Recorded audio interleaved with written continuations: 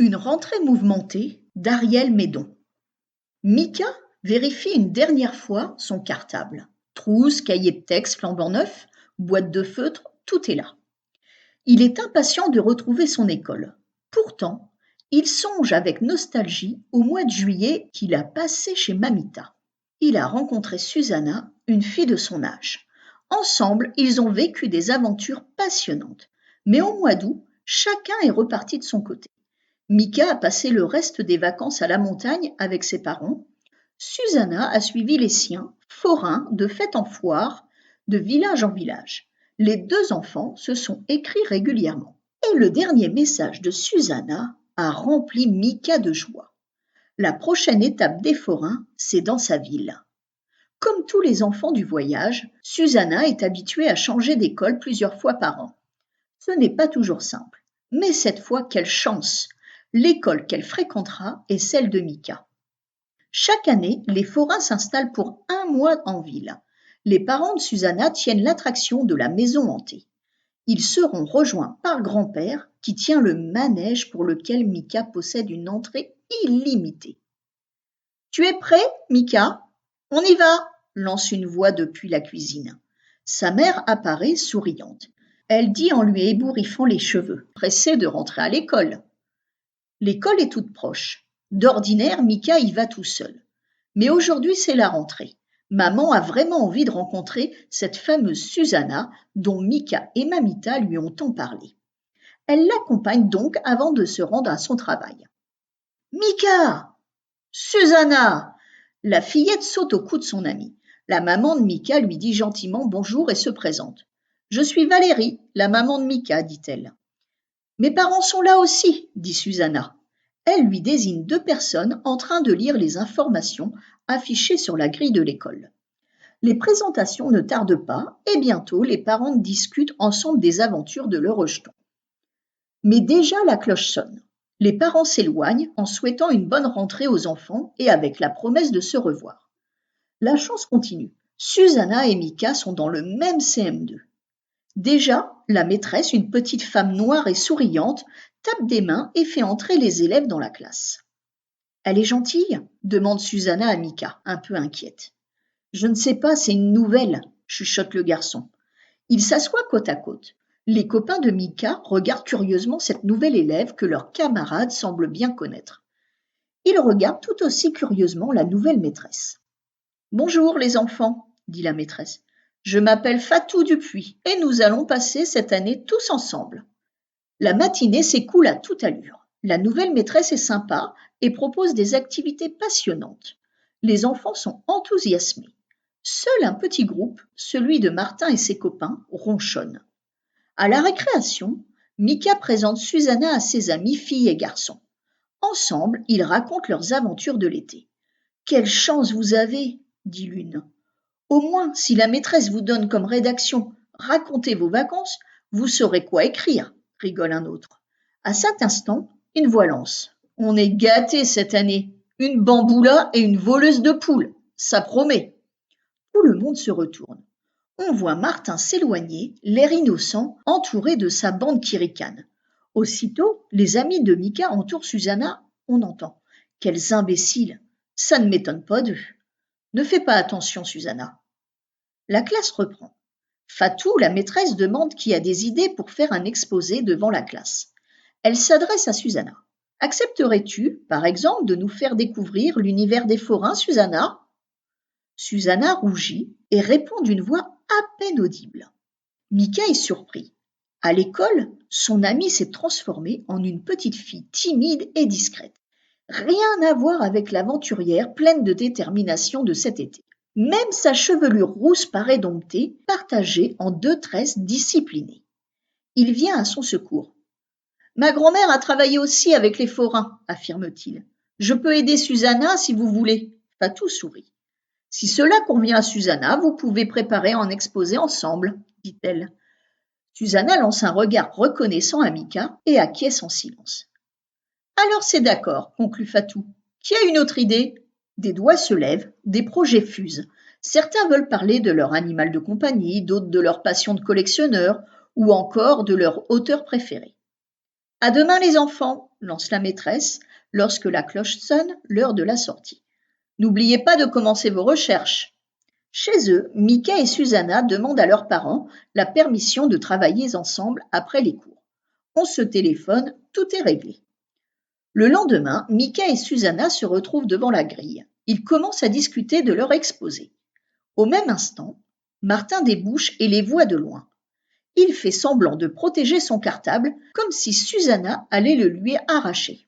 « Quel crétin !» lâche Mika. « Tu sais, ça nous arrive souvent, » dit Susanna. « Des tas de gens nous prennent pour des voleurs parce qu'on habite dans des caravanes. » Au moins, notre exposé lui apprendra qu'il existe d'autres métiers que ceux de ses parents, marmonne Mika. En classe, tout se passe pourtant bien.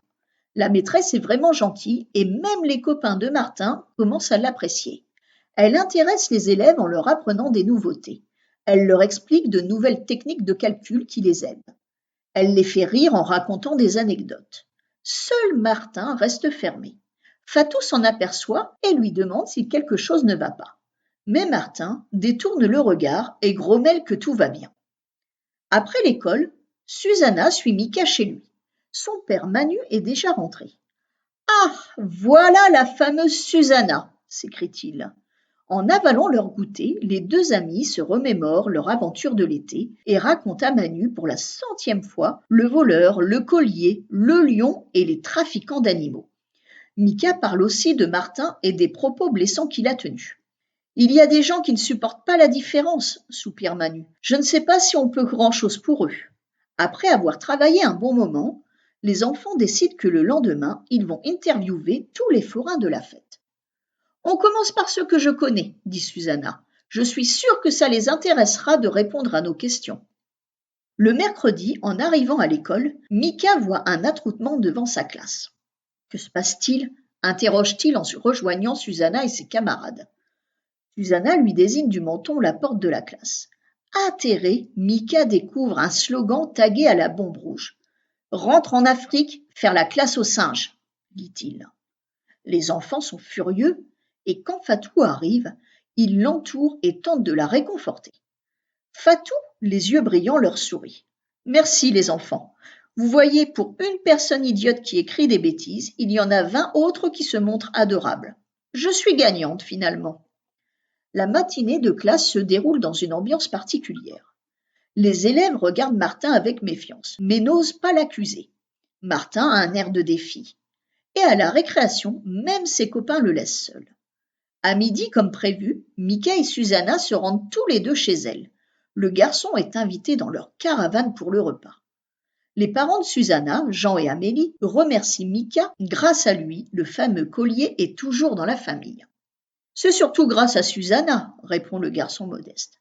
Après le repas, la fillette entraîne Mika vers les caravanes des forains. Il est armé d'un bloc-notes et d'un stylo comme un vrai reporter. La fête n'ouvrira que le week-end prochain et tout le monde s'affaire pour monter les attractions et préparer les manèges. 2 heures plus tard, le bloc-notes est assez rempli pour réaliser un exposé fantastique. Il est l'heure pour Mika de rentrer chez lui. « Je t'accompagne un bout de chemin, » dit Suzanne. Les deux enfants marchent d'un bon pas tout en discutant. « Tiens, regarde, » fait Susanna. « Je crois que c'est Fatou là-bas. » En effet, on aperçoit la silhouette de la maîtresse loin devant sur le trottoir. Mais soudain, une ombre surgit d'un renfoncement, suivant le même chemin. Les deux amis l'ont aperçue en même temps. Les sourcils froncés, Mika et Susanna se regardent. Ils ont reconnu la dégaine de Martin. D'un même élan, ils accélèrent le pas. Si Martin espionne la maîtresse, ce n'est sûrement pas dans une bonne intention. Très vite, ils comprennent la situation. Dans la main de Martin, ils ont vu une bombe de peinture rouge. Il suit Fatou, sûrement dans l'intention de taguer sa maison ou sa voiture. Susanna serre les poings. Elle regarde Mika et ses yeux jettent des éclairs. Mika aussi est révolté. « On le suit » dit-il. « Bien sûr » lance Susanna. « Et on le prend sur le fait. » Pour la 3e fois depuis leur rencontre, les deux enfants se retrouvent dans la même situation. Filer un suspect en essayant de ne pas se faire remarquer. Cette fois, c'est assez facile. Martin prend 1000 précautions pour ne pas se faire repérer par Fatou et il est si concentré sur sa cible qu'il ne fait attention à rien d'autre. Il traverse les rues sans regarder et bouscule des gens sans s'excuser. Mika et Susanna le talonnent. Subitement, la situation prend une mauvaise tournure. Absorbé, Martin s'est avancé sur la chaussée sans précaution. Il n'a pas vu l'autobus qui venait de surgir à sa droite. Mika pousse un cri et Martin se retourne surpris en le voyant avec Susanna à ses côtés. Il panique et se jette en avant. Le choc paraît inévitable. En un éclair, Martin comprend la situation. La terreur se lit sur son visage. Il ferme les yeux et rentre la tête dans les épaules. Le bus tente de l'éviter dans un grand crissement de pneus. Au moment où tout paraît perdu, une poigne vigoureuse le tire en arrière. Martin se retrouve assis avec rudesse sur le bitume. La bombe rouge lui échappe et roule par terre dans un fracas métallique. Hébété, Martin lève les yeux. C'est Susanna qui l'a attrapé par sa capuche et qui lui a évité le grand choc. Il bégaye. « C'est moi, la voleuse de poules !» lance Susanna d'un air moqueur. « Ça va? Tu n'as rien ?» s'inquiète tout de même Mika. Un attroupement s'est formé. Soudain, parmi les têtes qui se penchent vers Martin, apparaît celle de Fatou. Malgré la surprise de voir 3 de ses élèves ici, elle prend les choses en main. « Tout va bien, messieurs, dames. Merci. Je connais ce garçon. Je m'occupe de tout. » Les curieux se dispersent. Martin se relève péniblement, aidé de Fatou. Elle s'adresse doucement à lui. « Tu veux que j'appelle tes parents ?» À cet instant, son regard tombe sur la bombe de peinture rouge qui s'est immobilisée dans le caniveau. Mika et Susanna n'osent rien dire, mais leur regard est éloquent. Fatou comprend tout. Martin la regarde très embarrassé. Enfin, il baisse les yeux. « Je crois que Martin a appris quelque chose aujourd'hui, » dit Fatou après un silence. « Il faut bien réfléchir avant de prendre une décision. Traverser la rue ou autre chose. Sinon, les conséquences peuvent être très graves. » Martin lève les yeux vers Fatou. Rassuré, il voit qu'elle lui sourit. Il répond « Je crois que j'ai compris. Merci Fatou. » Il se tourne vers les 2 autres penauds. « Et merci aussi Susanna et Mika. » Au campement, attablés devant une énorme pile de crêpes, Susanna et Mika racontent à leurs parents le succès de leur exposé sur la vie des forains. Tout le monde commente la nouvelle quand un klaxon retentit. « C'est grand-père ! Il est arrivé !» s'écrie Susanna ravie. Le camion et la caravane de son grand-père se garent un peu plus loin. Il descend puis ouvre la portière passager. « Mais c'est Mamita !» s'écrient ensemble Mika et ses parents. Devant les regards éberlués de tous, Mamita d'un air mutin. « N'ayez pas cet air stupéfait, je viens juste passer quelques jours avec mon petit-fils. »« Mais, dit Mika, d'habitude tu prends le train. »« Les habitudes, c'est fait pour être changé, dit grand-père. Vous n'avez jamais entendu parler de covoiturage ?» Susanna pouffe. « Eh bien, je crois que cette année, les habitudes vont être plutôt bouleversées. Pas vrai, Mika ?» Cette fois, Manu, Jean, Valérie et Amélie restent sans voix. Ils regardent leurs parents et leurs enfants. Quels seront les prochains à se lancer dans de nouvelles aventures? À demain pour une nouvelle histoire.